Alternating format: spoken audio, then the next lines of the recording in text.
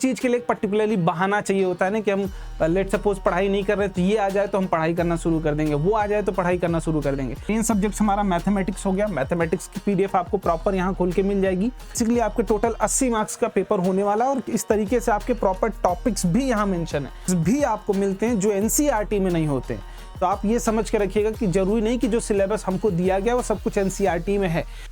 नमस्कार, जय हिंद। आप सभी लोगों का बहुत बहुत स्वागत है रैंकर्स के इस प्यारे से प्लेटफॉर्म पे। आप में से बहुत सारे बच्चे वेट कर रहे थे कि भैया सीबीएसई का सर्कुलर कब आएगा, सिलेबस कब जारी करेगा सीबीएसई। देखो, हर साल आपको प्रॉपर सिलेबस डिफाइन किया जाता है कि इसी सिलेबस से क्वेश्चंस आपसे पूछे जाएंगे और यही पर्टिकुलर टॉपिक्स आपको हर साल पढ़ने होते हैं। तो इस बार भी जो भी बच्चे पढ़ाई कर रहे हैं 2024-25 सेशन के लिए, क्लास 10th में हो या क्लास 12th में हो, आपका प्रॉपर सिलेबस आउट कर दिया गया है सीबीएसई की तरफ से। अब देखने वाली बात ये होगी कि कौन कौन से टॉपिक्स वहां से रिमूव किए गए हैं, कौन कौन से नए टॉपिक्स वहां ऐड किए गए हैं, या सिलेबस में कोई चेंज नहीं हुआ है। सब कुछ एक एक करके देखते हैं और दिखाऊंगा भी कि कैसे आप अपना प्रॉपर सिलेबस क्लास 10th में हो या 12th में हो कैसे पर्टिकुलरली हम चेक कर सकते हैं, ताकि हमारी जो पढ़ाई है उसको अब हम कंटिन्यू कर पाए। क्योंकि हम देखो, पूरे जैसे ही सेशन स्टार्ट होता है हम वेट करने लग जाते हैं कि सिलेबस आ जाए एक बार तो अच्छे तरीके से फ्लो में पढ़ाई करेंगे।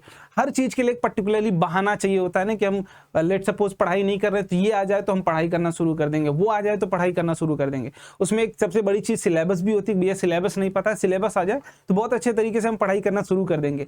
तो पढ़ाई करना शुरू कर दो और कितना तुम गोल टारगेट कर रहे हो कि भैया मैं इतना बोर्ड्स में अपने स्कोर करने वाला हूं, लेट सपोज 95, 98, जो भी तुम स्कोर करना चाह रहे हो वो सब कुछ एक बार कमेंट बॉक्स में जरूर बताओ, ताकि आज तुम अभी स्टार्टिंग फेज में हो, जब कंप्लीशन हो जाए और तुम उतना अचीव करो तो आके उस कमेंट बॉक्स को एक बार देखना कि भैया मैंने इस चीज को प्रॉमिस किया था खुद से और मैंने उस चीज को अचीव किया है। तो ले चलता हूं आपको भी मैं अपने साथ सीबीएसई की वेबसाइट पर। भाई आप जैसे देखेंगे सीबीएसई की वेबसाइट खोलेंगे, आपको कहीं से चीजें फेक नहीं मिलने वाली। एकेडमिक वेबसाइट पर हम जब चलेंगे, इससे पहले आपको मैंने हैंडबुक के बारे में बताया था जिसमें कॉम्पिटेंसी बेस्ड क्वेश्चंस थे, बहुत अच्छे अच्छे सारे सब्जेक्ट के आपको वहां पर दिखाए थे मैंने।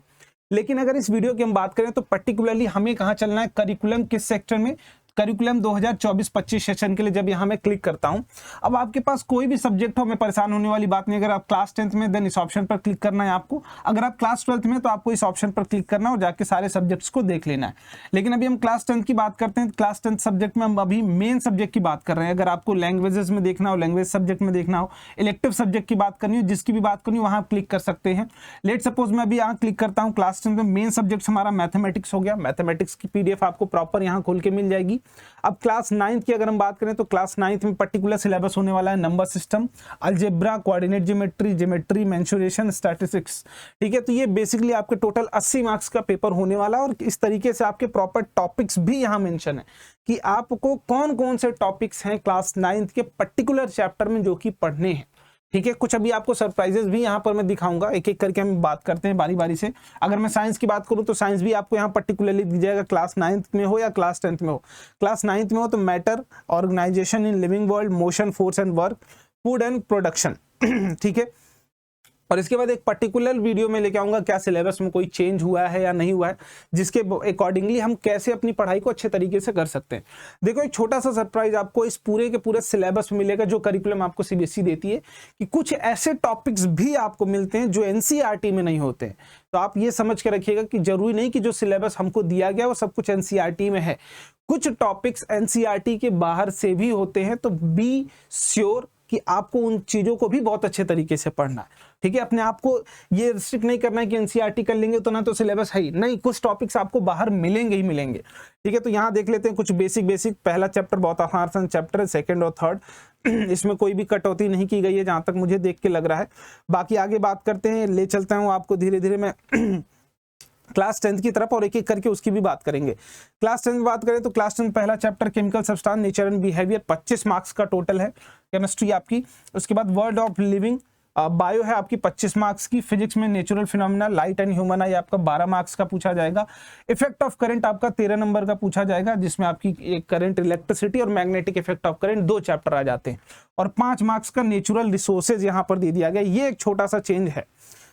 ठीक है, तो यहाँ देख सकते हैं हम लोग, टॉपिक भी आपको दिख सकता है, chemical reaction and equation, balance this, एकदम प्रॉपर सा टॉपिक्स है आपके पास। ठीक, एसिड बेस एंड सॉल्ट्स में अगर हम बात करें तो यहाँ pH, concept of pH scale जरूर दिया गया, लेकिन definition related to logarithm not required. जो पीएच को डिफाइन किया जाता है वो रिक्वायरमेंट नहीं है। तो यहाँ ये भी चीजें आपको मेंशन की गई है कि कौन से टॉपिक्स में कौन सी चीज की रिक्वायरमेंट नहीं है। जैसे अभी और भी दिखाता हूँ चीजें, आप देख सकते हो एक एक करके हम लोग देखते हुए चलेंगे। अगर हम लोग यहाँ बायो की बात करें, बायो में भी सब कुछ आई थिंक सेम ही है, लास्ट ईयर की तरह ही एकदम प्रॉपर सिलेबस आपका आया हुआ है, ठीक है। अब एक चीज जो यहाँ पर नोटिस करने वाली है, हेरिडिटी ने इवोल्यूशन में टॉपिक्स एक्सक्लूडेड, जो टॉपिक्स हटा दिए गए, इवोल्यूशन पूरा का पूरा हटा दिया गया। Evolution and classification, evolution should not be equated with the progress. तो इवोल्यूशन प्रॉपर पूरा का पूरा टॉपिक आपका हटा दिया गया अगर आप क्लास 10th में है तो। ऐसे ही नीचे अगर चलते हैं, फिनोमिना, नेचुरल फिनोमिना में देखते हैं तो हम लोग यहाँ आते हैं एक एक करके, सारे मिरर्स की बात कर लिया हमने, प्रिंसिपल फोकस, प्रिंसिपल लेंस, ठीक है। यहाँ देखिए डेरिवेशन नॉट रिक्वायर्ड। अगर मिरर फार्मूला की बात करें तो मिरर फार्मूला का डेरिवेशन आपको नहीं करना, परेशान हुए ना, वही बच्चा फंसता था, चलो वो तो हटा दिया गया, बहुत अच्छी बात की गई, ठीक है। और यहाँ पर आप देखेंगे लेंस फार्मूला भी, तो लेंस फार्मूला में भी डेरिवेशन नॉट रिक्वायर्ड यहाँ पर लिख दिया गया प्रॉपर अच्छे तरीके से। अब यहाँ देखिए तो excluding colour of the sunset, sun at sunrise and sunset, तो एक जो चीज है आपके पास colour of sunset and sunrise, ये हटा दिया गया इस चैप्टर से, आपका जो ह्यूमन आई वाला चैप्टर उस पार्ट से। इफेक्ट ऑफ करंट में भी सारी चीजें आपको दे दी गई हैं। यहाँ पर एक बेसिक सी चीज है जो आपको मैं यहाँ दिखा दे रहा हूँ, जिसकी रिक्वायरमेंट आपको अभी समझ में आएगी कि भैया हाँ जो आप बात बोल रहे हो वो सही बोल रहे हो या गलत बोल रहे हो। ध्यान से देखना, एक चैप्टर आप देख लेना एनसीईआरटी जब उठाएंगे, वो है magnetic effect of current. Magnetic effect of current में आपको सारे टॉपिक्स मिल जाएंगे, बट दो चीजें नहीं मिलेंगी जब यहाँ से आप आगे बढ़ेंगे, direct current, alternating current, frequency of AC, advantages of AC over DC. और यहाँ इतना टॉपिक आपको एनसीईआरटी के बाहर नहीं मिलने वाला, सॉरी एनसीईआरटी के बाहर मिलेगा, आउट ऑफ एनसीईआरटी आपको मिलने वाला। ये आपकी न्यू एनसीईआरटी में नहीं है, ओल्ड में था बट अभी न्यू एनसीईआरटी में नहीं। तो आप समझ सकते हैं कि वो भी टॉपिक्स आपको दिए जाते हैं जो एनसीईआरटी में इवन नहीं दिए गए।